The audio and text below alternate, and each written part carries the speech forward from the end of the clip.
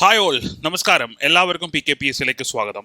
So നമ്മൾ CPOയുടെ special ടോപ്പിക്കിൻ്റെ class ഇങ്ങനെ continue ചെയ്തുകൊണ്ടിരിക്കുകയാണ്.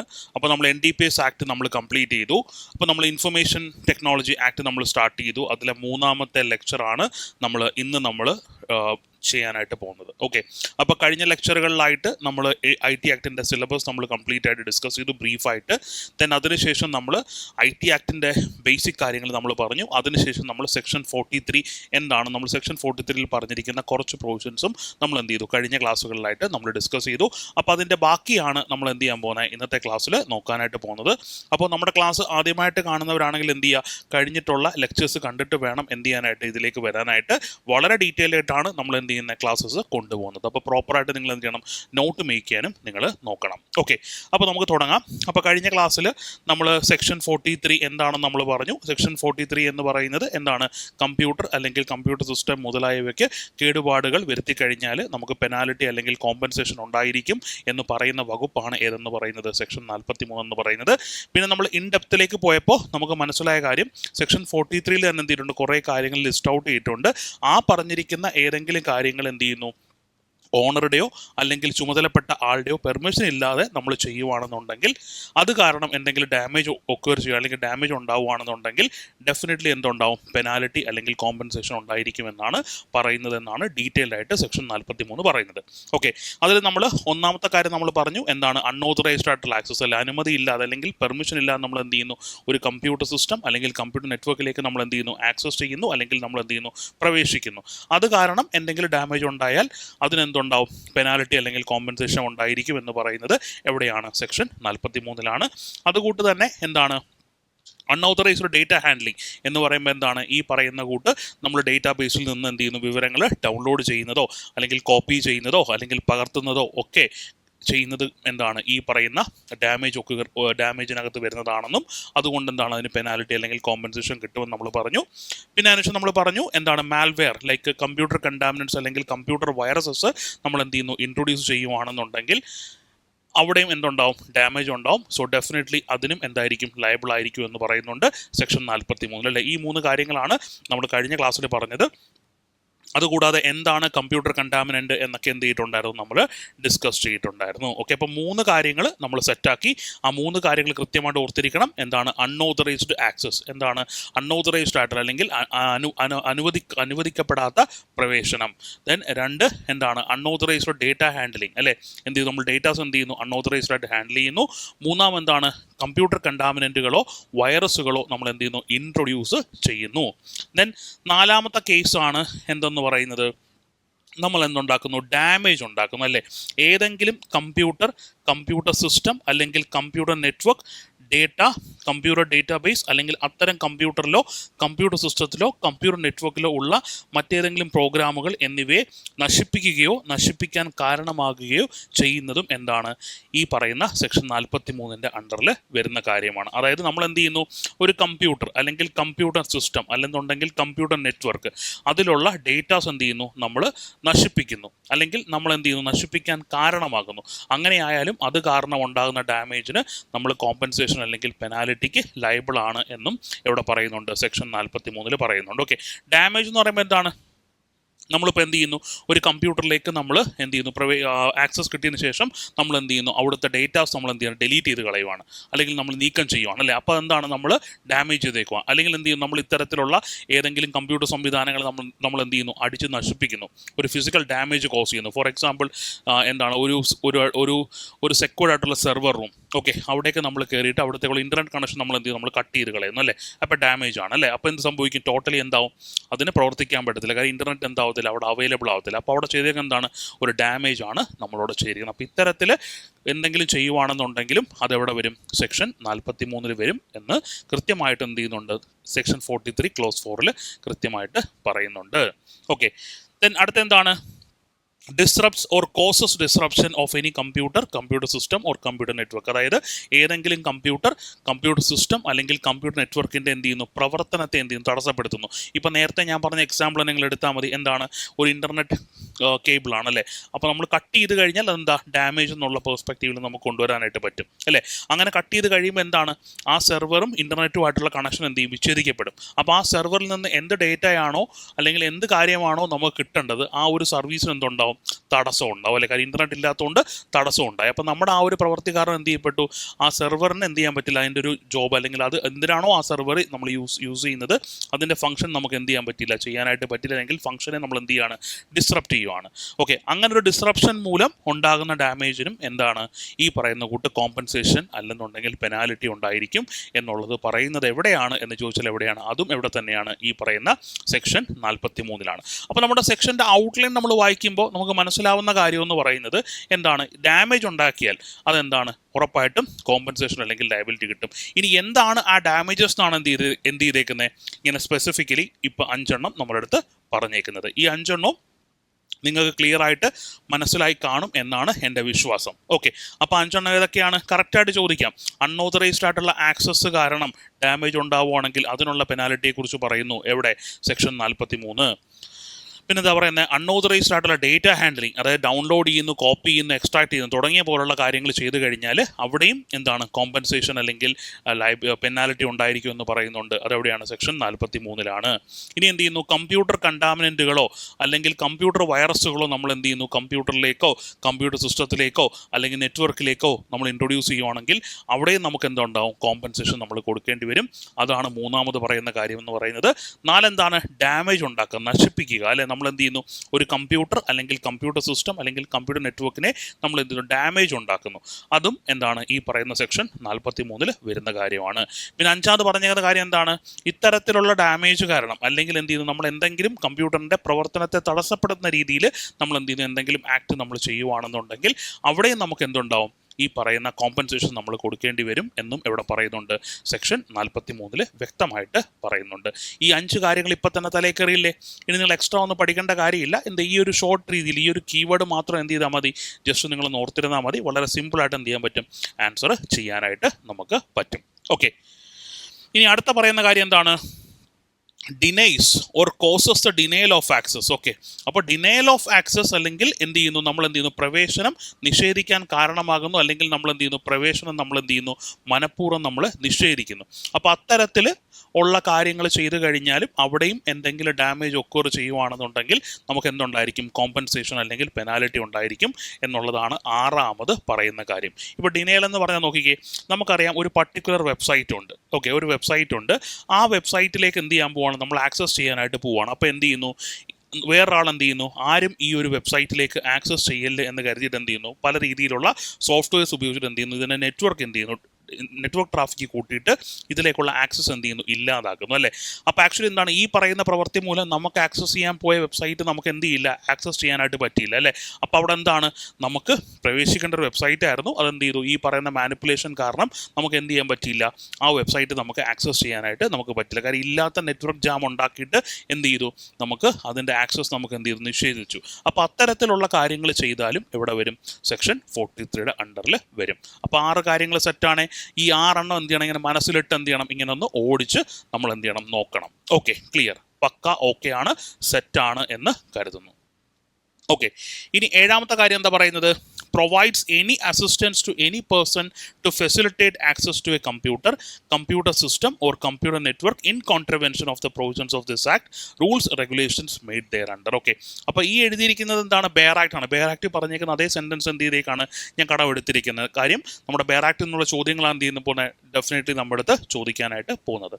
അതായത് എന്താണ് പറയുന്നത് പറഞ്ഞാൽ, ഈ നിയമത്തിൻ്റെ കീഴിൽ രൂപീകരിച്ച ചട്ടങ്ങളുടെയോ നിയന്ത്രണങ്ങളുടെയോ വ്യവസ്ഥകൾ ലംഘിച്ചുകൊണ്ട് ഒരു കമ്പ്യൂട്ടർ അല്ലെങ്കിൽ കമ്പ്യൂട്ടർ സംവിധാനം അല്ലെങ്കിൽ ഒരു കമ്പ്യൂട്ടർ നെറ്റ്വർക്കിലേക്ക് എന്ത് ചെയ്യുന്നു, ഇത്തരത്തിലുള്ള കാര്യങ്ങൾ ചെയ്യുന്നതിന് വേണ്ടി അല്ലെങ്കിൽ പ്രവേശിക്കുന്നതിന് വേണ്ടിയിട്ട് എന്ത് ചെയ്യുന്നു, ആരെങ്കിലും ഒരു വ്യക്തിക്ക് എന്തെങ്കിലും തരത്തിലുള്ള സഹായം ചെയ്തു കഴിഞ്ഞാൽ ദെൻ അവർക്കും എന്തുണ്ടായിരിക്കും, ഇതിൻ്റെ ലയബിലിറ്റി ഉണ്ടായിരിക്കും എന്നുള്ളതാണ് പറയുന്നത്. ഓക്കെ, ഫോർ എക്സാമ്പിൾ, നിങ്ങളൊരു കമ്പ്യൂട്ടർ എക്സ്പേർട്ടാണ്, അപ്പോൾ നിങ്ങളടുത്ത് എന്ത് ചെയ്യുന്നു, നിങ്ങളുടെ ഫ്രണ്ട് അല്ലെന്നുണ്ടെങ്കിൽ നിങ്ങളുടെ റിലേറ്റീവ് എന്ത് ചെയ്യുന്നു, ഒരു തരത്തിൽ ഒരു കമ്പ്യൂട്ടറിലേക്കോ അല്ലെങ്കിൽ കമ്പ്യൂട്ടർ നെറ്റ്വർക്കിലോ അൺഓതറൈസ്ഡ് ആയിട്ടുള്ള ആക്സസിന് എങ്ങനെയാണ് ചെയ്യേണ്ടത് എന്നുള്ളൊരു ഉപദേശം നിങ്ങളോട് ചോദിക്കുന്നു. അപ്പോൾ നിങ്ങൾ പറഞ്ഞ് ഇന്നൊരു സോഫ്റ്റ്വെയർ ഉപയോഗിച്ച് കഴിഞ്ഞാൽ എന്ത് ചെയ്യാൻ പറ്റും, നിങ്ങൾക്ക് ഈസിയായിട്ട് അതിനെ ബൈപ്പാസ് ചെയ്യാൻ പറ്റും എന്നൊക്കെ പറഞ്ഞ് നിങ്ങൾ എന്ത് ചെയ്യുന്നു, സഹായിക്കുന്നു, എയ്ഡ് ചെയ്യുന്നു. അപ്പോൾ ഇത്തരത്തിൽ എന്ത് ചെയ്യുന്നു, ഇങ്ങനെ എയ്ഡ് ചെയ്ത് കഴിഞ്ഞാലും എന്തുണ്ടാവും, ആ എയ്ഡ് ചെയ്യുന്ന ആൾക്കും എന്തുണ്ടാവും, ഈ പറയുന്ന സെക്ഷൻ 43 പ്രകാരം അതിൻ്റെ ലയബിലിറ്റി ഉണ്ടായിരിക്കും എന്നുള്ളതാണ് ഏഴാമത് പറയുന്ന കാര്യം എന്ന് പറയുന്നത്. ഓക്കെ, അപ്പോൾ നമുക്ക് ചിലപ്പോൾ ക്വസ്റ്റ്യൻ എന്ത് ചെയ്യാം, ഈ സെക്ഷൻ 43 ബന്ധപ്പെട്ട് ശരിയായിട്ടുള്ള സ്റ്റേറ്റ്മെൻറ്റ്സ് ഏതൊക്കെയെന്ന് പറഞ്ഞിട്ട് ചിലപ്പോൾ എന്ത് ചെയ്യാം, ഈ പറയുന്ന 7 പ്രൊവിഷൻസിൽ ഏതെങ്കിലുമൊക്കെ എന്ത് ചെയ്യാം, നമ്മളെടുത്ത് പരീക്ഷയ്ക്ക് ചോദിക്കാം. ഓക്കെ, അപ്പോൾ 7 കാര്യങ്ങൾ സെറ്റാണ് എന്ന് വിചാരിക്കുന്നു. അങ്ങനെയാണെങ്കിൽ നമുക്ക് എന്ത് ചെയ്യാം, എട്ടാമത്തെ ഇമ്പോർട്ടൻ്റ് ആയിട്ടുള്ള കാര്യത്തിലേക്ക് പോവാം. Charges the service availed of by a person to the account of another person by tampering with or manipulating any computer system or computer network. Okay, ചിലപ്പോൾ ഇത് വായിച്ചപ്പോൾ നിങ്ങൾക്ക് ഒന്നും മനസ്സിലായി കാണത്തില്ല. സിമ്പിളാണ്. എന്ത് ചെയ്യുന്നു, ഒരു വ്യക്തി ഉപയോഗിച്ച സേവനങ്ങളുടെ ചാർജ് മറ്റൊരു വ്യക്തിയുടെ അക്കൗണ്ടിലേക്ക് മാറ്റാൻ ഏതെങ്കിലും കമ്പ്യൂട്ടർ അല്ലെങ്കിൽ കമ്പ്യൂട്ടർ സിസ്റ്റം അല്ലെങ്കിൽ കമ്പ്യൂട്ടർ നെറ്റ്വർക്ക് എന്നിവയിലേക്ക് എന്ത് ചെയ്യുന്നു, കൃത്രിമത്വം കാണിക്കുന്നു അല്ലെങ്കിൽ കൃത്രിമം കാണിച്ചു കഴിഞ്ഞാൽ അതിനുള്ള കോമ്പൻസേഷൻ അല്ലെങ്കിൽ അതിനും എന്തുണ്ടായിരിക്കും, പെനാലിറ്റി ഉണ്ട് എന്നാണ് പറയുന്നത്. ഫോർ എക്സാമ്പിൾ നോക്കിക്കേ, നിങ്ങളുടെ എ എന്ന് പറഞ്ഞ നിങ്ങളുടെ ഒരു ഫ്രണ്ട്, നിങ്ങളാണ് ബി. ഓക്കെ, നിങ്ങൾ എന്ത് ചെയ്യുന്നു, നെറ്റ്ഫ്ലിക്സ് അല്ലെന്നുണ്ടെങ്കിൽ അതുപോലെ ഏതെങ്കിലും ഒരു സ്ട്രീമിംഗ് സോഫ്റ്റ്വെയർ നമ്മൾ എന്ത് ചെയ്യുന്നു, നമ്മൾ പൈസ കൊടുത്തിട്ടാണ് എന്ത് ചെയ്യുന്നത്, അതിൻ്റെ സർവീസ് നമ്മൾ അവൈൽ ചെയ്യുന്നത് അല്ലേ. അപ്പോൾ എന്ത് ചെയ്യുന്നു, നിങ്ങളുടെ കൂട്ടുകാരൻ്റെ എന്ത് ചെയ്യുന്നു, ക്രെഡൻഷ്യൽസ് ഉപയോഗിച്ചിട്ട് അല്ലെങ്കിൽ കൂട്ടുകാരൻ അറിയാതെ എന്ത് ചെയ്യുന്നു, കൂട്ടുകാരൻ്റെ അക്കൗണ്ടിൽ നിന്നും പൈസ ചാർജ് ആവുന്ന രീതിയിൽ നിങ്ങൾ എന്ത് ചെയ്യുന്നു, എന്തെങ്കിലും ഒരു ആക്ട് ചെയ്തിട്ട് അല്ലെങ്കിൽ എന്തെങ്കിലും ഒരു കൃത്രിമത്വം കാണിച്ചിട്ട് നിങ്ങൾ എന്ത് ചെയ്യുകയാണ്, നെറ്റ്ഫ്ലിക്സ് ആക്സസ് ചെയ്യുകയാണ്. അപ്പോൾ നെറ്റ്ഫ്ലിക്സ് യൂസ് ചെയ്യുന്ന ആരാണ്, നിങ്ങളാണ്. പക്ഷേ നിങ്ങൾ ആ യൂസ് ചെയ്യുന്നതിൻ്റെ ചാർജ് കൊടുക്കുന്ന ആരല്ല, നിങ്ങളല്ല, പകരം എന്താണ്, നിങ്ങളുടെ കൂട്ടുകാരനായിട്ടുള്ള എ ആണ്. അപ്പോൾ അത്തരത്തിൽ കാര്യം ചെയ്താലും എന്തുണ്ടാവും, ഈ പറയുന്ന കൂട്ട് പെനാലിറ്റി അല്ലെങ്കിൽ കോമ്പൻസേഷൻ ഉണ്ടാവും എന്നാണ് സെക്ഷൻ 43 പറയുന്ന മറ്റൊരു കാര്യം എന്ന് പറയുന്നത്. ഓക്കെ അല്ലേ? അപ്പോൾ എന്താണ് ഈ പറയുന്ന സർവീസ് ചാർജസ് മാനിപ്പുലേറ്റ് ചെയ്യുന്നതും എന്താണ് ഈ പറയുന്ന സെക്ഷൻ 43 അംബ്രലയിൽ വരുന്ന കാര്യമാണ്. ഓക്കെ അല്ലേ? അപ്പോൾ എട്ടാമത്തെ കാര്യം ക്ലിയർ ആയിട്ട് മനസ്സിലായി കാണും എന്ന് വിശ്വസിക്കുന്നു. അടുത്ത നമ്മൾ 9ാമത്തേലേക്ക് നമ്മളിപ്പോൾ ജസ്റ്റ് കീവേഡ്സ് മാത്രം ഓർത്തുന്നത്, അല്ലാതെ എന്ത് ചെയ്യേണ്ട കാര്യമില്ല, ഇത് മൊത്തവും എന്ത് ചെയ്യേണ്ട കാര്യമില്ല, അതുപോലെ നിങ്ങൾ പഠിക്കേണ്ട കാര്യമില്ല. ഞാനിപ്പോൾ സിമ്പിളായിട്ട് പറഞ്ഞു തരുന്നില്ലേ, അതേ രീതിയിൽ നിങ്ങൾ എന്ത് ചെയ്താൽ മതി, ജസ്റ്റ് ഒന്ന് ഓർത്തിരുന്നാൽ മതി. അതിൻ്റെ ക്വസ്റ്റ്യൻ വരുമ്പോൾ ചിലപ്പോൾ ഒരു ഇൻഡയറക്റ്റ് ക്വസ്റ്റ്യൻ വന്നു കഴിഞ്ഞാൽ എന്ത് ചെയ്യണം, നിങ്ങൾ ജസ്റ്റ് ഇതൊന്ന് ചിന്തിച്ച് നോക്കണം, ഈ ഒരു സംഗതി ഇവിടെ അപ്ലൈ ചെയ്യാൻ പറ്റുമോ എന്നുള്ള കാര്യം നിങ്ങളൊന്ന് നോക്കിയാൽ മാത്രം മതി.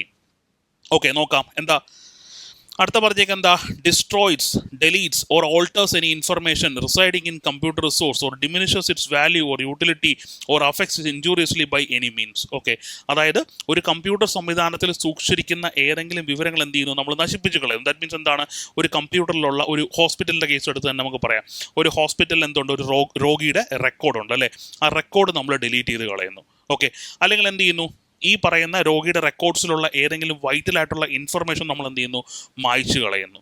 ഓക്കെ, അപ്പോൾ എന്ത് സംഭവിക്കും, ആ ഒരു മെഡിക്കൽ റെക്കോർഡ് കൊണ്ട് അല്ലെങ്കിൽ ആ ഒരു റിപ്പോർട്ട് കൊണ്ട് എന്തില്ല, ഒരു യൂസും ഇല്ല. അപ്പോൾ അത്തരത്തിൽ എന്ത് ചെയ്യുന്നു, ഇലക്ട്രോണിക് ഡേറ്റാസിൽ എന്ത് ചെയ്യുന്നു, നമ്മൾ എന്തെങ്കിലും വിവരങ്ങൾ നശിപ്പിക്കുകയോ അല്ലെങ്കിൽ മായ്ച്ചു കളയോ അല്ലെങ്കിൽ ആ തന്നിരിക്കുന്ന വിവരങ്ങൾ യാതൊരു ഉപയോഗം ഇല്ലാത്ത ഒരു വസ്തുവാക്കി നമ്മൾ കൺവേർട്ട് ചെയ്താലോ നമുക്ക് എന്താണ് ഈ പറയുന്ന കൂട്ട് സെക്ഷൻ 43 പ്രകാരം അത് കോസ് ചെയ്യുന്ന ഡാമേജിന് അല്ലെങ്കിൽ അത് കാരണം ഉണ്ടാവുന്ന ഇതിനെന്ത് കിട്ടും, കോമ്പൻസേഷൻ അല്ലെങ്കിൽ പെനാലിറ്റി നമുക്ക് കിട്ടും എന്നാണ് അടുത്തതായിട്ട് പറയുന്നത്. ഓക്കെ, ദെൻ ലാസ്റ്റ് വൺ ഏതാണ്, 10ാമത്തത്, നമ്മൾ എന്ത് ചെയ്യുന്നു, ഒരു കമ്പ്യൂട്ടറിൽ നിന്നും കമ്പ്യൂട്ടറിൻ്റെ സോഴ്സ് കോഡ് മോഷ്ടിക്കുന്നു അല്ലെങ്കിൽ ഒളിപ്പിച്ചു വെക്കുന്നു അല്ലെങ്കിൽ നശിപ്പിച്ചു കളയുന്നു അല്ലെങ്കിൽ എന്ത് ചെയ്യുന്നു, ആൾട്ടർ ചെയ്യുന്നു. ഓക്കെ, ആ കമ്പ്യൂട്ടർ റിസോഴ്സ് ഡാമേജ് ചെയ്യണമെന്നുള്ള ഇൻറ്റൻഷനോടുകൂടി അങ്ങനെയാണെന്നുണ്ടെങ്കിൽ അവിടെയും നമുക്ക് എന്ത് കിട്ടും, കോമ്പൻസേഷൻ അല്ലെങ്കിൽ പെനാലിറ്റി കിട്ടും എന്നുള്ളതാണ് എവിടെ പറയുന്നത്, സെക്ഷൻ 43 പറയുന്നത്. ഓക്കെ, അപ്പോൾ നമുക്ക് നോക്കാം എന്താ പറഞ്ഞേക്കുന്നത്. ഒരു കമ്പ്യൂട്ടർ റിസോഴ്സിനായി ഉപയോഗിക്കുന്ന ഏതെങ്കിലും കമ്പ്യൂട്ടർ സോഴ്സ് കോഡ് മോഷ്ടിക്കുകയോ മറച്ചു വയ്ക്കുകയോ നശിപ്പിക്കുകയോ മാറ്റം വരുത്തുകയോ ചെയ്യുന്നു അല്ലെങ്കിൽ നാശനഷ്ടം ഉണ്ടാക്കണം എന്നുള്ള ഉദ്ദേശത്തോടെ ഏതെങ്കിലും വ്യക്തിയെ കൊണ്ട് മോഷ്ടിപ്പിക്കുകയോ മറച്ചു വയ്പ്പിക്കുകയോ നശിപ്പിക്കുകയോ മാറ്റം വരുത്തുകയോ ചെയ്തു കഴിഞ്ഞാൽ അവിടെ നമുക്ക് എന്തുണ്ടാവും, കോമ്പൻസേഷൻ അല്ലെങ്കിൽ പെനാലിറ്റി ഉണ്ടാകും എന്നുള്ളതാണ് എവിടെ പറയുന്നത്, സെക്ഷൻ 43 പറയുന്നത്. അപ്പോൾ സെക്ഷൻ 43 10 കാര്യങ്ങളാണ് പറയുന്നത്. ആ 10 കാര്യങ്ങൾ എന്ത് ചെയ്യണം, സിമ്പിളായിട്ട് നിങ്ങൾ ഓർത്തിരിക്കണം. ആ കീവേഡ്സ് ഞാൻ ഒന്നുകൂടെ റിപ്പീറ്റ് ചെയ്യാം. അപ്പോൾ ഒന്നുകൂടെ നമുക്ക് സെക്ഷൻ 41 ഓടിച്ച് നമുക്കൊന്ന് പറയാം. 43 കമ്പ്യൂട്ടറിനോ കമ്പ്യൂട്ടർ സംവിധാനങ്ങൾക്കോ കേടുവരുത്തിയാലുള്ള കോമ്പൻസേഷൻ അല്ലെങ്കിൽ പെനാലിറ്റിയെ കുറിച്ചാണ് പറയുന്നത്. എന്തൊക്കെ രീതിയിലാണ്, ഏതൊക്കെ ചെയ്തു കഴിഞ്ഞാലാണ് ഈ 43 പ്രകാരം കോമ്പൻസേഷൻ അല്ലെന്നുണ്ടെങ്കിൽ പെനാലിറ്റി കിട്ടുന്നതെന്ന് ചോദിച്ചു കഴിഞ്ഞാൽ, ഒന്ന് അൺഓതറൈസ്ഡ് ആക്സസ് അല്ലേ, എന്താണ് അതോറിറ്റി അല്ലാതെ അല്ലെങ്കിൽ നമ്മളെന്താണ് പെർമിഷൻ ഇല്ലാതെ നമ്മൾ ആക്സസ് ചെയ്യുന്നു. ദെൻ 2 അൺഓതറൈസ്ഡ് ഡേറ്റ ഹാൻഡ്ലിങ്, അതായത് നമ്മൾ എന്ത് ചെയ്യുന്നു, അൺഓതറൈസ്ഡ് ആയിട്ടുള്ള ആക്സസ് ചെയ്തിട്ട് എന്ത് ചെയ്യുന്നു, അതിനകത്തുള്ള ഡേറ്റാസ് നമ്മൾ എന്ത് ഡൗൺലോഡ് ചെയ്യും, കോപ്പി ചെയ്യുന്നു. അതിനെ കോമൺ ആയിട്ട് നമ്മൾ എന്ത് ചെയ്യുന്നു, അൺഓതറൈസ്ഡ് ഡേറ്റ ഹാൻഡ്ലിങ് എന്ന് നമ്മൾ പറയുന്നു. ദെൻ മൂന്നാമത്തെ നമ്മൾ പറഞ്ഞത് കമ്പ്യൂട്ടർ കണ്ടാമിനൻസ് അല്ലെങ്കിൽ കമ്പ്യൂട്ടർ വൈറസ് നമ്മൾ കമ്പ്യൂട്ടർ നശിപ്പിക്കണം എന്നുള്ള ഉദ്ദേശത്തോടെ നമ്മൾ എന്ത് ചെയ്യുന്നു, ഇൻട്രൊഡ്യൂസ് ചെയ്യുന്നു. അങ്ങനെ ചെയ്താലും സെക്ഷൻ 43 പ്രകാരം നമുക്ക് കോമ്പൻസേഷൻ അല്ലെങ്കിൽ ലയബിലിറ്റി, കോമ്പൻസേഷൻ അല്ലെങ്കിൽ പെനാലിറ്റി നമുക്ക് ഉണ്ടായിരിക്കും. ഇനി പിന്നെ പറഞ്ഞ എന്താണ്, നമ്മൾ ഡാമേജ് ചെയ്യുന്നു അല്ലേ, കമ്പ്യൂട്ടറിനോ കമ്പ്യൂട്ടർ സിസ്റ്റത്തിനോ അല്ലെങ്കിൽ നെറ്റ്വർക്കിനോ എന്ത് ചെയ്യുന്നു, നമ്മൾ ഡാമേജസ് വരുത്തുവാണെന്നുണ്ടെങ്കിൽ അതിനുള്ള പെനാലിറ്റിയെക്കുറിച്ചും പറയുന്നുണ്ട്. പിന്നെ എന്ത് പറയുന്നുണ്ട്, ഡിസ്റപ്റ്റ് ഓർ കോസ് ഡിസ്റപ്ഷൻ അല്ലേ, എന്ത് ചെയ്യുന്നു, കമ്പ്യൂട്ടറിൻ്റെ നോർമലായിട്ടുള്ള പ്രവർത്തനം തടസ്സപ്പെടുത്താൻ കാരണമാവുകയോ ചെയ്തു കഴിഞ്ഞാൽ അതിനുള്ള കോമ്പൻസേഷൻ അല്ലെങ്കിൽ ലയബിലിറ്റിയെക്കുറിച്ചും ഇവിടെ പറയുന്നുണ്ട്, ഈ പറയുന്ന സെക്ഷൻ 43 പറയുന്നുണ്ട്. ദെൻ 6ാമത്തെ കാര്യം ഡിനയൽ ഓഫ് ആക്സസ് ആണ്. ഡിനയൽ ഓഫ് ആക്സസും എന്ത് തന്നെയാണ്, സെക്ഷൻ 43 പ്രകാരം കോമ്പൻസേഷൻ ലയബിൾ ആയിട്ടുള്ള ഒരു ആക്റ്റാണ്. ദെൻ 7ാമത് എന്ത് ചെയ്യുന്നു, ഇത്തരത്തിലുള്ള കാര്യങ്ങൾ ചെയ്യാൻ വേണ്ടി എന്ത് ചെയ്യുന്നു, ആരെങ്കിലും നമ്മൾ ഹെൽപ്പ് ചെയ്യുന്നു അല്ലെങ്കിൽ നമ്മൾ എന്ത് ചെയ്യുന്നു, ഫെസിലിറ്റേറ്റ് ചെയ്യുന്നു, അതിനുള്ള കോമ്പൻസേഷൻ അല്ലെങ്കിൽ അതിനുള്ള പെനാലിറ്റിയെക്കുറിച്ചും പറയുന്ന എവിടെ തന്നെയാണ്, ഈ പറയുന്ന സെക്ഷൻ 43 ഇനി ചാർജസ് ഓഫ് സർവീസ് ഓർത്തിരുന്നാൽ മതി. നിങ്ങൾ നെറ്റ്ഫ്ലിക്സിൻ്റെ കാര്യം ഓർത്ത് കഴിഞ്ഞാൽ സിമ്പിളായിട്ട് എന്ത് ചെയ്യാൻ പറ്റും, 8ാമത്തെ ആ ഒരു കാര്യം ഓർക്കാൻ പറ്റും. ദെൻ 9ാമത്തെ കാര്യം എന്താണ്, ഇത്തരത്തിലുള്ള ഡേറ്റാസ് ഡിലീറ്റ് ചെയ്യുന്നു അല്ലെങ്കിൽ ആൾട്ടർ ചെയ്യുന്നു അല്ലെങ്കിൽ അതിനെ എന്താവുന്നു, ഉപയോഗശൂന്യമാക്കി മാറ്റുന്നു. അതും എന്താണ്, സെക്ഷൻ 43 പ്രകാരം കോമ്പൻസേഷൻ അല്ലെങ്കിൽ ലയബിലിറ്റി കിട്ടാവുന്ന ഒരു കാര്യമാണ്.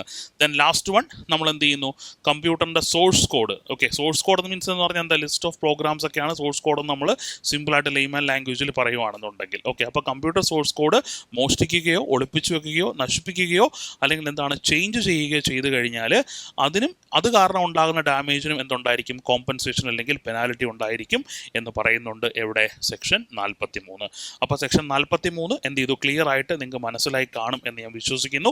എന്തെങ്കിലും ഡൗട്ട്സോ കാര്യങ്ങളോ ഒക്കെ ഉണ്ട് എന്ത് ചെയ്യണം, നിങ്ങൾ താഴെ കമൻസ് ആയിട്ട് ആ ഒരു കാര്യം ഇടണം. ഓക്കെ, അപ്പോൾ എന്താണ് സെക്ഷൻ 43 എന്നും ആ സെക്ഷൻ 43 പ്രകാരം ഉള്ള 10 ആക്റ്റുകൾ ഏതൊക്കെയാണെന്ന് നിങ്ങൾക്ക് എന്ത് ചെയ്തിട്ടുണ്ട്, ഇപ്പോൾ കൃത്യമായിട്ട് നിങ്ങൾക്ക് മനസ്സിലായിട്ടുണ്ട് അല്ലേ.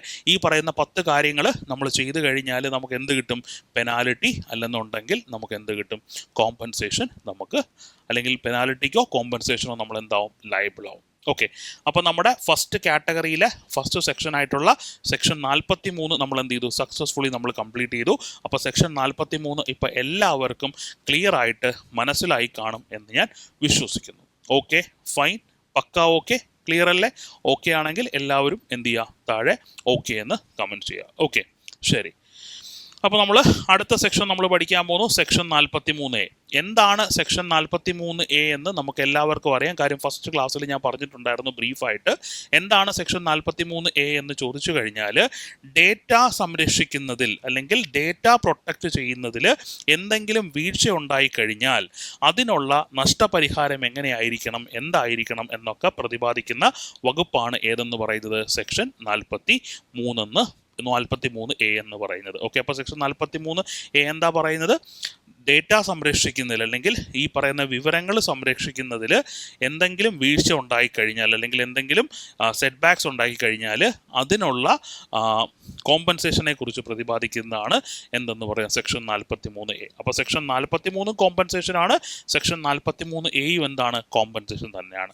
രണ്ടും തമ്മിലുള്ള ഡിഫറൻസ് ഇപ്പം നിങ്ങൾക്ക് ചെറുതായിട്ടൊന്ന് മനസ്സിലായി കാണും. കാര്യം സെക്ഷൻ 43 നമ്മൾ അടിപൊളിയായിട്ട് നമ്മൾ പഠിച്ചതാണ് അല്ലേ. അപ്പോൾ സെക്ഷൻ 43A ഇത്രയേ ഉള്ളൂ, ഡേറ്റ സംരക്ഷിക്കുന്നതിൽ ആരുടെയെങ്കിലും ഭാഗത്തുനിന്ന് വീഴ്ച ഉണ്ടായിക്കഴിഞ്ഞാൽ അതിനുള്ള നഷ്ടപരിഹാരം എന്താണ് എന്ന് പ്രതിപാദിക്കുന്ന വകുപ്പാണ് ഏതെന്ന് പറയുന്നത്, സെക്ഷൻ 43A എന്ന് പറയുന്നത്. നമുക്ക് ഡീറ്റെയിലേക്ക് നമുക്ക് പോവാം. നോക്കിക്കേ, ഒരു കോർപ്പറേറ്റിൻ്റെ ഉടമസ്ഥതയിലോ നിയന്ത്രണത്തിലോ ഉള്ള കമ്പ്യൂട്ടർ റിസോഴ്സിൽ സെൻസിറ്റീവായ വ്യക്തിഗത വിവരങ്ങൾ കൈവശം വെക്കുന്നതിലും കൈകാര്യം ചെയ്യുന്നതിലും സുരക്ഷാ സമ്പ്രദായങ്ങൾ നടപ്പിലാക്കുന്നതിലുമുള്ള അശ്രദ്ധ മൂലം ഏതെങ്കിലും വ്യക്തിക്ക് നഷ്ടമുണ്ടായാൽ ആ വ്യക്തിക്ക് നഷ്ടപരിഹാരം നൽകാൻ കോർപ്പറേറ്റ് ബോഡി ബാധ്യസ്ഥരാണ് എന്നാണ് എവിടെ പറയുന്നത്, സെക്ഷൻ 43A പറയുന്നത്. ഓക്കെ, അപ്പോൾ എന്താ പറയുന്നത്, ഓരോ വ്യക്തികൾക്കും എന്തുണ്ട്, സെൻസിറ്റീവ് ആയിട്ടുള്ള ഇൻഫർമേഷൻസ് ഉണ്ട് അല്ലേ. അപ്പോൾ ആ സെൻസിറ്റീവ് ആയിട്ടുള്ള ഇൻഫർമേഷൻസ് എന്ത് ചെയ്യുന്നു, സൂക്ഷിക്കാൻ അല്ലെങ്കിൽ ആ സെൻസിറ്റീവ് ആയിട്ടുള്ള ഇൻഫർമേഷൻസ് അവരുടെ കയ്യിൽ സേഫ് ആണ് എന്ന് കരുതിയിട്ട് നമ്മൾ എന്ത് ചെയ്യുന്നു, കൊടുക്കുകയാണെന്നുണ്ടെങ്കിൽ അത്തരത്തിലുള്ള സെൻസിറ്റീവ് ആയിട്ടുള്ള ഇൻഫർമേഷൻസ് സൂക്ഷിക്കാനും ദെൻ അത് കൈകാര്യം ചെയ്യാനും എന്ത് വേണം, ഈ പറയുന്നവർക്ക് സുരക്ഷാ സമ്പ്രദായങ്ങൾ ഉണ്ടായിരിക്കണം. അങ്ങനെ പ്രോപ്പറായിട്ട് സുരക്ഷാ സമ്പ്രദായങ്ങൾ ഇംപ്ലിമെൻറ്റ് ചെയ്യാതിരിക്കുകയോ അല്ലെങ്കിൽ അവരുടെ അശ്രദ്ധ മൂലം എന്ത് സംഭവിക്കുന്നു, ഈ പറയുന്ന സെൻസിറ്റീവായിട്ടുള്ള ഡേറ്റാസ് അല്ലെങ്കിൽ വിവരങ്ങൾ എന്ത് സംഭവിക്കുന്നു, കൈമോശം സംഭവിക്കുന്നു എങ്കിൽ അത് കാരണം ഉണ്ടാകുന്ന ഡാമേജിന് കോമ്പൻസേഷൻ കൊടുക്കാനായിട്ട് ആരാണോ ആ ഡേറ്റ സംരക്ഷിക്കാൻ അധികാരപ്പെട്ട കോർപ്പറേറ്റ് അവരെന്താണ്, ലയബിളാണ് എന്നാണ് എവിടെ പറയുന്നത്, സെക്ഷൻ 43A പറയുന്നത്. ഓക്കെ അല്ലേ?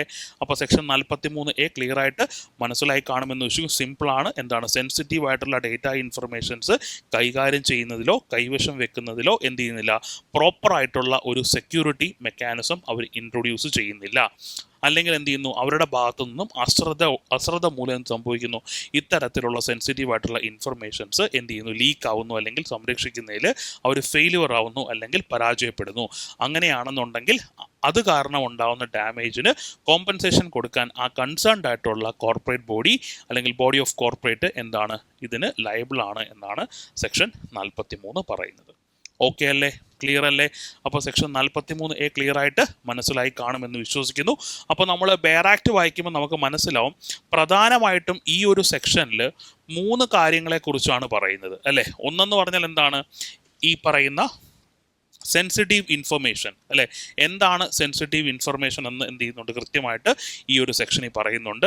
എന്താണ് സെക്യൂരിറ്റി മെക്കാനിസം, ഈ പറയുന്ന സെൻസിറ്റീവ് മെഷേഴ്സ് കീപ്പ് ചെയ്യാൻ വേണ്ടിയിട്ട് എന്തൊക്കെയാണ് സുരക്ഷാ സമ്പ്രദായങ്ങൾ എന്നുള്ളത് എന്താണ് എന്നുള്ള കാര്യം ഡിഫൈൻ ചെയ്യുന്നുണ്ട്. അതുകൂടാതെ മൂന്നാമത് പറയുന്ന കാര്യം എന്താണ്, ഈ പറയുന്ന കാര്യങ്ങളെല്ലാം ചെയ്യാനായിട്ട് ബോഡി ഓഫ് കോർപ്പറേറ്റ് ലയബിൾ ആണ് എന്നുള്ള കാര്യവും എവിടെ പറയുന്നുണ്ട്, സെക്ഷൻ 43A പറയുന്നുണ്ട്. ഓക്കെ, അപ്പോൾ നമുക്ക് അതിൽ ഓരോന്ന് എന്താണ് നോക്കാം. ഫസ്റ്റ് കൊടുത്തേക്കുന്ന കീവേഡ് ബോഡി കോർപ്പറേറ്റ് ആണ്. എന്താണ് ബോഡി കോർപ്പറേറ്റ് എന്ന് ചോദിച്ചു കഴിഞ്ഞാൽ എന്താണ്, കൊമേഴ്സ്യലായിട്ടോ അല്ലെങ്കിൽ വാണിജ്യപരമായിട്ടോ അല്ലെങ്കിൽ പ്രൊഫഷണലായിട്ടോ ഉള്ള പ്രവർത്തനങ്ങളിൽ ഏർപ്പെട്ടിരിക്കുന്ന കമ്പനികൾ, സംഘടനകൾ, ഇവയെല്ലാം എന്താണ്, ബോഡി കോർപ്പറേറ്റിൻ്റെ അണ്ടറിൽ വരുന്നതാണ്. അതായത് നമുക്കറിയാം ഈ സെൻസിറ്റീവ് ആയിട്ടുള്ള ഡേറ്റാസ് സൂക്ഷിക്കാനായിട്ട് അധികാരപ്പെട്ടത് ബോഡി കോർപ്പറേറ്റ് ആണ്. അപ്പോൾ ബോഡി കോർപ്പറേറ്റിനകത്ത് ആരൊക്കെ വരും നമ്മൾ അറിയണം. ആരൊക്കെ വരും എന്നറിയണം, ഈ പറയുന്ന പ്രൊഫഷണലായിട്ടോ അല്ലെങ്കിൽ വാണിജ്യപരമായിട്ടോ ഒക്കെ പ്രവർത്തനങ്ങൾ അല്ലെങ്കിൽ ആക്ടിവിറ്റീസിൽ ഏർപ്പെട്ടിട്ടുള്ള എന്താണ്, കമ്പനികൾ, സംഘടനകൾ, ഇവയൊക്കെയാണ് നമ്മൾ എന്ത് പറയുന്നത്, ബോഡി കോർപ്പറേറ്റ്സ് എന്ന് നമ്മൾ പറയുന്നത്.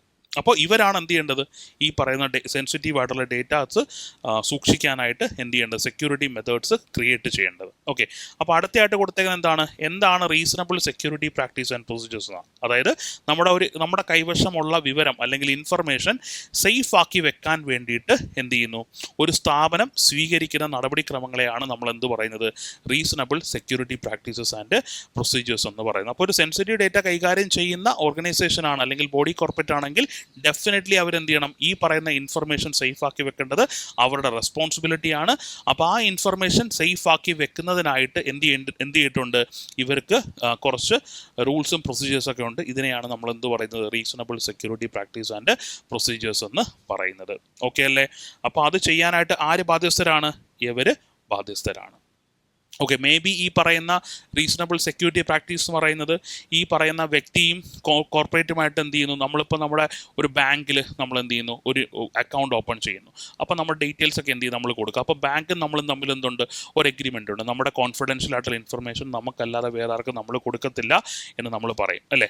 അപ്പോൾ അതൊരു എഗ്രിമെൻറ്റിൻ്റെ പുറത്താണ്. ചിലപ്പോൾ അങ്ങോട്ട് എഗ്രിമെൻറ്റ് ഇല്ലെന്നുണ്ടെങ്കിൽ എന്തായിരിക്കും, ആ ഒരു കമ്പനിക്ക് എന്തുണ്ടായിരിക്കും, ഒരു ചട്ടക്കൂടുണ്ടായിരിക്കും അല്ലേ. അപ്പോൾ ആ ചട്ടക്കൂടിനകത്ത് എന്ത് പറയുന്നുണ്ടായിരിക്കും, ഈ പറയുന്ന സെൻസിറ്റീവ് ആയിട്ടുള്ള ഇൻഫർമേഷൻസ് എങ്ങനെയാണ് കൈകാര്യം ചെയ്യുന്നതെന്ന് അവർ പറഞ്ഞിട്ടുണ്ടായിരിക്കും. ഇനി ഇത്തരത്തിലുള്ള ചട്ടക്കൂടുകളോ അങ്ങനെയുള്ള സംഗതികളോ ഒന്നും ഇല്ലെങ്കിൽ എന്ത് ചെയ്തിട്ടുണ്ടാവും, ഗവൺമെൻറ് തന്നെ എന്തുണ്ടായിരിക്കും, ചില റൂൾസും റെഗുലേഷൻസും ഉണ്ടായിരിക്കും. ഇനി അങ്ങനെയും ഇല്ലെങ്കിൽ എന്ത് ചെയ്യാൻ പറ്റും, ഈ പറയുന്ന കൂട്ട് എക്സ്പേർട്സും പ്രൊഫഷണൽസിൻ്റെ അടുത്തൊക്കെ എന്ത് ചെയ്യാൻ പറ്റും, നമുക്ക് കൺസൾട്ട് ചെയ്തിട്ട് അവിടെ ആക്ച്വലി ഒരു ഡേറ്റ റിവീൽ അല്ലെങ്കിൽ ആ ഒരു ഇൻഫർമേഷൻ സേഫ് ആക്കി വെക്കുന്നതിന് വേണ്ടിയിട്ട് അവർ ചെയ്തിരിക്കുന്നത് റീസണബിൾ ആയിട്ടുള്ള ഒരു സെക്യൂരിറ്റി പ്രാക്ടീസ് ആണോ പ്രൊസീജിയേഴ്സ് ആണോ എന്നൊക്കെ എന്ത് ചെയ്യാൻ പറ്റും, ആ ഒരു എക്സ്പേർട്ടിന് പറയാനായിട്ട് പറ്റും. അപ്പോൾ ഇതൊക്കെ ഡിസൈഡ് ചെയ്യുന്ന ഇങ്ങനെയാണ്, ഒന്നുകിൽ നിയമത്തിലൂടെ ഡിസൈഡ് ചെയ്യും, ഇല്ലെങ്കിൽ എന്ത് ചെയ്യും, തമ്മിലുള്ള കോൺട്രാക്റ്റിലൂടെ ഡിസൈഡ് ചെയ്യും, അല്ലെങ്കിൽ ഗവൺമെൻറ് പറഞ്ഞിട്ടുണ്ടായിരിക്കും, അല്ലെങ്കിൽ ഈ പറയുന്ന എക്സ്പേർട്സിനെ കൺസൾട്ട് ചെയ്തിട്ടായിരിക്കും എന്താണ് ഈ ഒരു ഇൻഫർമേഷൻ സേഫ് ആക്കി വെക്കുന്നതിലുള്ള reasonable security practices and procedures എന്നൊക്കെ എവിടെ പറയും, ഇതിനകത്ത് പറഞ്ഞിട്ടുണ്ടായിരിക്കും. ഓക്കെ, അപ്പോൾ ഇത്തരത്തിൽ എന്താണ്, ഒരു ഇൻഫർമേഷൻ സേഫ് ആക്കി വെക്കുന്നതിനായിട്ട് ഇത്തരത്തിലുള്ള സെക്യൂരിറ്റി പ്രാക്ടീസസോ പ്രൊസീജിയേഴ്സോ ഒന്നും ഇവർ ചെയ്യുന്നില്ലെന്നുണ്ടെങ്കിൽ എന്താണ്, അല്ലെങ്കിൽ അവർക്ക് അശ്രദ്ധ ഉണ്ടെന്നുണ്ടെങ്കിൽ എന്ത് സംഭവിക്കും, ഈ ഡേറ്റാസ് ഡേറ്റാസ് നഷ്ടപ്പെട്ടു പോകും. അങ്ങനെ നഷ്ടപ്പെട്ട് കഴിഞ്ഞാൽ അത് കാരണം ഡാമേജ് ഉണ്ടാവുകയാണെങ്കിൽ അതിന് ലയബിളായിരിക്കും, കോമ്പൻസേഷൻ അവർ ലയബിളായിരിക്കും എന്നുള്ള കാര്യമാണ് പറയുന്നത്. ഓക്കെ, ക്ലിയർ അല്ലേ? അപ്പോൾ സെക്ഷൻ 43 ഇൻ ബ്രീഫ് പറയുവാണെന്നുണ്ടെങ്കിൽ എന്താണ്, പേഴ്സണൽ ആയിട്ടുള്ള ഇൻഫർമേഷൻ, സെൻസിറ്റീവ് ഡേറ്റാസ് കൈകാര്യം ചെയ്യുന്നതിൽ വീഴ്ച പറ്റിയാലുള്ള എന്താണ് കോമ്പൻസേഷനെ കുറിച്ചാണ് പ്രതിപാദിക്കുന്നത്. അതിനകത്ത് ആരാണ് റെസ്പോൺസിബിൾ എന്ന് പറയുന്നത്, ബോഡി കോർപ്പറേറ്റ്സ് ആണ് റെസ്പോൺസിബിൾ. എപ്പോഴാണ് റെസ്പോൺസിബിൾ ആവുന്നത്, ഇവർ കൃത്യമായിട്ടുള്ള സെക്യൂരിറ്റി പ്രാക്ടീസസും പ്രൊസീജിയേഴ്സും ഇംപ്ലിമെൻറ്റ് ചെയ്യാതിരിക്കുമ്പോഴോ അല്ലെങ്കിൽ ഇവരുടെ അശ്രദ്ധ മൂലമോ ഇവരുടെ കൈവശമുള്ള ഇത്തരത്തിലുള്ള സെൻസിറ്റീവ് ഇൻഫർമേഷൻസിന് എന്തെങ്കിലും ഡാമേജ് ഉണ്ടാവുന്നു അല്ലെങ്കിൽ അത് കാരണം ഡാമേജ് ഉണ്ടാവുകയാണെന്നുണ്ടെങ്കിൽ അതിനുള്ള കോമ്പൻസേഷൻ ആണ് പറയുന്നത്. ഓക്കെ, അപ്പോൾ രണ്ട് കാര്യങ്ങൾ നമ്മൾ പറഞ്ഞു. ബോഡി കോർപ്പറേറ്റ്സ് ആണ് റെസ്പോൺസിബിൾ. ആരാണ് ബോഡി കോർപ്പറേറ്റ് എന്നൊക്കെ നമ്മൾ എന്ത് ചെയ്തു, നമ്മൾ പറഞ്ഞ കാര്യമാണ്. രണ്ട്, റീസണബിൾ സെക്യൂരിറ്റി പ്രാക്ടീസ് എന്താണെന്ന് നമ്മൾ പറഞ്ഞു. ഞാൻ നേരത്തെ പറഞ്ഞ കൂട്ട് എഗ്രിമെൻറ്റിൽ സ്പെസിഫൈ ചെയ്യുന്നതോ അല്ലെങ്കിൽ നിയമം മൂലം പറയുന്നതോ അല്ലെങ്കിൽ ഗവൺമെൻറ് എന്ത് ചെയ്യുന്നു, എക്സ്പേർട്സും പ്രൊഫഷണൽ ഗ്രൂപ്പ്സുമായിട്ടൊക്കെ കൺസൾട്ട് ചെയ്തിട്ട് എന്ത് ചെയ്യുന്നു, തീരുമാനിക്കുന്നതൊക്കെയാണ് എന്തെന്ന് പറയുന്നത്, സെക്യൂരിറ്റി, റീസണബിൾ സെക്യൂരിറ്റി പ്രൊസീഡിങ്സ് എന്ന് പറയുന്നത്. അപ്പോൾ ഓരോ ബോഡി കോർപ്പറേറ്റ്സും എന്താണ്, ഇൻഫർമേഷൻ സേഫാക്കി വെക്കുന്നതിൽ ഇത്തരത്തിലുള്ള എന്താണ് റീസണബിൾ സെക്യൂരിറ്റി മെഷേഴ്സ് ഡെഫിനറ്റ്ലി അവർ ഇംപ്ലിമെൻറ്റ് ചെയ്യേണ്ടതാണ്. ഇനി എന്താണ് sensitive personal data or information, എന്താണ് ഈ പറയുന്ന സെൻസിറ്റീവ് ഡേറ്റാസ് എന്ന് ഡിഫൈൻ ചെയ്തിരിക്കുന്ന ഏത് സെക്ഷനിലാണെന്ന് ചോദിച്ചാൽ ഏതാണ്, സെക്ഷൻ 43A തന്നെയാണ് പറഞ്ഞിരിക്കുന്നത്. ഓക്കെ, അപ്പോൾ സെക്ഷൻ 43A പ്രകാരം എന്താണ് സെൻസിറ്റീവ് ഡേറ്റ അല്ലെങ്കിൽ ഇൻഫർമേഷൻ എന്ന് ചോദിച്ചു കഴിഞ്ഞാൽ കേന്ദ്ര സർക്കാർ എന്ത് ചെയ്തിട്ടുണ്ട്, സെൻസിറ്റീവായിട്ട് കണക്കാക്കുന്ന വിവരങ്ങളെയാണ് നമ്മൾ എന്ത് പറയുന്നത്, സെൻസിറ്റീവ് ഡേറ്റ ഇൻഫർമേഷൻ എന്ന് പറയുന്നത്. അപ്പോൾ അതിൽ നിന്ന് നമുക്കൊരു കാര്യം വ്യക്തമാവും, എന്താണ് സെൻസിറ്റീവ് വിവരങ്ങൾ എന്നുള്ളത് ഡിസൈഡ് ചെയ്യുന്ന ആരാണ്, സർക്കാരാണ് ഡിസൈഡ് ചെയ്യുന്നത്. സർക്കാർ വെറുതെ അങ്ങ് ഡിസൈഡ് ചെയ്യുന്നതല്ല, എന്താണ് പ്രൊഫഷണൽ ബോഡീസുമായിട്ടും മറ്റ് അസോസിയേഷനുകളായിട്ടൊക്കെ എന്തായിരിക്കും കൂടിയാലോചന ശേഷമായിട്ടാണ് എന്ത് ചെയ്യുന്നത്, സെൻസിറ്റീവ് പേഴ്സണൽ ഡേറ്റ ഇൻഫർമേഷൻ എന്താണെന്ന് തീരുമാനിക്കുന്നത്. ഓക്കെ, അപ്പോൾ ഇത്രയും കാര്യങ്ങളാണ് എവിടെ പറയുന്നത്, സെക്ഷൻ 43A പറയുന്നത്. അപ്പോൾ നമുക്ക് റിവൈസ് ചെയ്യാം. സെക്ഷൻ 43A എന്ന് പറയുന്നത് സെൻസിറ്റീവായിട്ടുള്ള വിവരങ്ങൾ പ്രൊട്ടക്റ്റ് ചെയ്യുന്നതിൽ പരാജയപ്പെട്ട് കഴിഞ്ഞാൽ ഉള്ള കോമ്പൻസേഷനെ കുറിച്ചാണ് ഇവിടെ പറയുന്നത്, സെക്ഷൻ 43A പറയുന്നത്. ഇനി എന്താണ് സെക്ഷൻ 43A പറയുന്നതെന്ന് ചോദിച്ചു കഴിഞ്ഞാൽ, ബോഡി കോർപ്പറേറ്റ്സ് അവരുടെ കൈവശമുള്ള സെൻസിറ്റീവ് ഇൻഫർമേഷൻസ് എന്താണ് സംരക്ഷിക്കുന്നതിൽ റെസ്പോൺസിബിലിറ്റി ഉണ്ട്. കാര്യം അവരുടെ ഭാഗത്തു നിന്നും ഇത്തരത്തിലുള്ള ഇൻഫർമേഷൻ പോയി കഴിഞ്ഞാൽ എന്തുണ്ടാവും, അതിന് കോമ്പൻസേഷൻ കൊടുക്കേണ്ടി വരും. അപ്പോൾ അങ്ങനെ സംഭവിക്കാതിരിക്കാൻ വേണ്ടിയിട്ട് എന്ത് ചെയ്യണം, അവർ റീസണബിൾ ആയിട്ടുള്ള സെക്യൂരിറ്റി മെഷേഴ്സ് എന്ത് ചെയ്യണം. അവരുടെ ഭാഗത്തു നിന്ന് അശ്രദ്ധ മൂലം ഈ പറയുന്ന ഇൻഫർമേഷൻസ് നഷ്ടപ്പെട്ടാൽ മാത്രമേ എന്തുണ്ടാവത്തുള്ളൂ, നമുക്ക് ഡാമേജിന് നമ്മൾ ലയബിൾ ആവത്തുള്ളൂ. Okay, clear. ഇപ്പോൾ ബാങ്കുകാർ എന്ത് ചെയ്യുന്നു, ഞാൻ പറഞ്ഞ കൂട്ട് അക്കൗണ്ട് എടുക്കുമ്പോൾ നമ്മൾ കൊടുക്കുന്ന ഇൻഫർമേഷൻസ് ഒരു തേർഡ് പാർട്ടി കൊടുക്കുകയാണെന്നുണ്ടെങ്കിൽ ഡെഫിനറ്റ്ലി എന്താണ്, അവിടെ ബാങ്കും നമ്മളും തമ്മിലുള്ള കോൺട്രാക്ട് അല്ലെങ്കിൽ ബാങ്ക് പറയുന്ന നിയമമാണ് എന്ത് ചെയ്യുന്നത്, അവിടെ ലംഘിക്കപ്പെടുന്നത്. ഓക്കെ, അപ്പോൾ കൂടാതെ സെക്ഷൻ 43 എങ്ങനെ ക്വസ്റ്റ്യൻ വരാം, ഈ പറയുന്ന കൂട്ട് compensation for failure to protect data അല്ലേ, ഈ പറയുന്ന ഡേറ്റാസ് സംരക്ഷിക്കുന്നതിൽ പരാജയപ്പെട്ട് കഴിഞ്ഞാലുള്ള ഇതിനെക്കുറിച്ച് അവിടെ പറയുന്നുണ്ട്, സെക്ഷൻ 43A പറയുന്നുണ്ട്. അതുകൂടാതെ ബോഡി കോർപ്പറേറ്റ്സ് എന്ന് പറയുന്നത് ആരാണ് എന്ന് ഡിഫൈൻ ചെയ്തിരിക്കുന്നത് എവിടെയാണെന്ന് ചോദിച്ചാൽ എവിടെയാണ്, സെക്ഷൻ 43A. എന്താണ് റീസണബിൾ ആയിട്ടുള്ള സെക്യൂരിറ്റി പ്രാക്ടീസസ് ആൻഡ് പ്രൊസീഡിങ്സ് എന്ന് ഡിഫൈൻ ചെയ്തിരിക്കുന്നത് എവിടെയാണെന്ന് ചോദിച്ചാൽ എവിടെയാണ്, സെക്ഷൻ 43A. അതുകൂടാതെ അടുത്ത ഇമ്പോർട്ടൻറ്റ് കാര്യം, പേഴ്സണൽ അല്ലെങ്കിൽ എന്താണ് സെൻസിറ്റീവ് വ്യക്തിഗത വിവരം എന്നുള്ളത് ഡിഫൈൻ ചെയ്തിരിക്കുന്നത് എവിടെയാണെന്ന് ചോദിച്ചാൽ എവിടെയാണ്, അതും സെക്ഷൻ 43A. ഇനി എന്താണ് വ്യക്തിഗത അല്ലെങ്കിൽ സെൻസിറ്റീവ് ഇൻഫർമേഷൻ എന്ന് ചോദിച്ചു കഴിഞ്ഞാൽ, ഗവൺമെൻറ് സെൻസിറ്റീവ് ഇൻഫർമേഷൻ ആണ് ഡിക്ലെയർ ചെയ്തിരിക്കുന്ന സാധനങ്ങളാണ് എന്തെന്ന് പറയുന്നത്, സെൻസിറ്റീവ് ഇൻഫർമേഷൻ എന്ന് പറയുന്നത്. ഫോർ എക്സാമ്പിൾ നമ്മുടെ യൂസർ നെയിം, പാസ്വേഡ്, നമ്മൾ ID കാർഡ്, ആധാർ, ഇതൊക്കെ എന്താണ് ഈ പറയുന്ന കൂട്ട് സെൻസിറ്റീവ് ആയിട്ടുള്ള പേഴ്സണൽ ഇൻഫർമേഷൻസ് ആണ്. ഓക്കെ, അപ്പോൾ ഇത്രയാണ് എവിടെ പറയുന്നത്, സെക്ഷൻ 43 പറയുന്ന കാര്യങ്ങൾ. ഇനി നമുക്ക് എന്ത് ചെയ്യാം, ഇതിൻ്റെ ബെയർ ആക്ടോടെ വായിച്ചു കഴിഞ്ഞാൽ എന്ത് ചെയ്തു, ഈ ഒരു ആക്ട് കംപ്ലീറ്റ് ആയിട്ട് നമുക്ക് തീരും. നോക്കിക്കേ, സെക്ഷൻ 43A എന്താ പറയുന്നത്, compensation for failure to protect data അല്ലെ, ഡേറ്റ സംരക്ഷിക്കുന്നതിൽ എന്ത് സംഭവിക്കുന്നു, പരാജയപ്പെട്ട് കഴിഞ്ഞാൽ അതിനുള്ള കോമ്പൻസേഷനെ കുറിച്ചാണ് അവിടെ പറയുന്നത്, സെക്ഷൻ 43A പറയുന്നത്. നോക്കിക്കേ, where a body corporate possessing, dealing or handling any sensitive personal data or information in a computer resource which it owns, controls or operates. അല്ലേ, ഈ പറയുന്ന ബോഡി കോർപ്പറേറ്റ് ഓൺ ചെയ്യുന്നതോ കൺട്രോൾ ചെയ്യുന്നതോ ഓപ്പറേറ്റ് ചെയ്യുന്നതോ ആയിട്ടുള്ള insensitive ആയിട്ടുള്ള ഇൻഫർമേഷൻസിൻ്റെ കേസിനെ കുറിച്ചാണ് സെക്ഷൻ 43(a)യിൽ പറയുന്നത്. Is negligent in implementing and maintaining reasonable security practice and procedures and thereby cause wrongful loss or wrongful gain to any person, such body corporate shall be liable to pay damages by the way of compensation to the person so affected എന്നാണ് പറയുന്നത്. അതായത് എന്താണ്, ഈ പറയുന്ന sensitive ആയിട്ടുള്ള informations കൈകാര്യം ചെയ്യുന്ന corporates എന്ത് ചെയ്യണം, റീസണബിൾ ആയിട്ടുള്ള security practices and procedures implement ചെയ്ത് ഡേറ്റ സംരക്ഷിക്കുന്നതിൽ എന്തെങ്കിലും വീഴ്ച വരുത്തി കഴിഞ്ഞാൽ എന്തുണ്ടായിരിക്കും, അതുവഴി ഒരാൾക്ക് റോങ്ഫുൾ ലോസ് ആയിക്കോട്ടെ റോങ്ഫുൾ ഗെയിൻ ആയിക്കോട്ടെ ഇവ ലഭിക്കുകയാണെന്നുണ്ടെങ്കിൽ ഈ കോർപ്പറേറ്റ് എന്ത് ഡാമേജസ് പേ ചെയ്യാനായിട്ട് ലയബിൾ ആയിരിക്കും എന്നുള്ള കാര്യമാണ് സെക്ഷൻ 43(a) പറയുന്നത്. ഓക്കെ അല്ലേ, ക്ലിയർ ആണോ, മനസ്സിലായോ? അപ്പോൾ എന്താണ് സെക്ഷൻ 43(a) എന്ന് മനസ്സിലായല്ലോ. അപ്പോൾ നമ്മുടെ CPO പെർസ്പെക്റ്റീവിൽ എന്തൊക്കെ ചോദിക്കാം, ഡേറ്റ സംരക്ഷിക്കുന്നതിൽ പരാജയപ്പെട്ട് കഴിഞ്ഞാലുള്ള കോമ്പൻസേഷനെ കുറിച്ച് പ്രതിപാദിക്കുന്നത് എവിടെ, സെക്ഷൻ 43(a)യിലാണ്. ദെൻ എന്താണ് reasonable security practice and procedures എന്ന് ഡിഫൈൻ ചെയ്യുന്നത് എവിടെയാണെന്ന് ചോദിച്ചാൽ എവിടെയാണ്, ഇവിടെ ഡിഫൈൻ ചെയ്തിട്ടുണ്ടല്ലേ. എന്താണ് reasonable security practices and procedure, define ചെയ്തേക്കുന്നത് എവിടെയാണ്, സെക്ഷൻ 43(a)യിലാണ്. എന്താണ് sensitive personal data or information, അത് ഡിഫൈൻ ചെയ്യുന്നത് എവിടെയാണെന്ന് ചോദിച്ചാൽ എവിടെയാണ്, സെക്ഷൻ 43(a)യിൽ തന്നെയാണ് അതെല്ലാം പറഞ്ഞിരിക്കുന്നത്. ഇവ ഓരോന്നും എന്താണെന്ന് നിങ്ങൾക്ക് എന്ത് ചെയ്യാം, വ്യക്തമായിട്ട് നിങ്ങൾക്ക് അറിയാവുന്ന കാര്യമാണ്. ഓക്കെ, അപ്പോൾ കാറ്റഗറി 1 സെക്ഷൻ 43 അതുകൂടാതെ സെക്ഷൻ 43(a) നമ്മൾ എന്ത് ചെയ്തു, ഈ ഒരു ക്ലാസ്സോടുകൂടി നമ്മൾ കംപ്ലീറ്റ് ചെയ്തു. അപ്പോൾ നെക്സ്റ്റ് ക്ലാസ്സിൽ നമുക്ക് എന്ത് ചെയ്യാം, സെക്ഷൻ 65 കമ്പ്യൂട്ടർ ടേമ്പറിങ്ങുമായിട്ട് ബന്ധപ്പെട്ടിട്ടുള്ള കാര്യങ്ങൾ നമുക്ക് എന്ത് ചെയ്യാം, ഡിസ്കസ് ചെയ്യാം. അപ്പോൾ ഇത്രയും കാര്യങ്ങൾ എല്ലാവർക്കും മനസ്സിലായി കാണും എന്ന് വിശ്വസിക്കുന്നു. ഈ ക്ലാസ്സിൻ്റെ നോട്ട്സ് ലഭിക്കാനായിട്ട് നിങ്ങൾ എന്ത് ചെയ്യുക, ഈ വീഡിയോയുടെ താഴെയുള്ള ടെലിഗ്രാം ഗ്രൂപ്പിൽ ജോയിൻ ആകുക. ഓക്കെ, അപ്പോൾ നമുക്ക് എന്ത് ചെയ്യാം, അടുത്ത ക്ലാസ്സിൽ നമുക്ക് കാണാം. അപ്പോൾ എല്ലാവർക്കും താങ്ക് യു, ഗുഡ് ബൈ.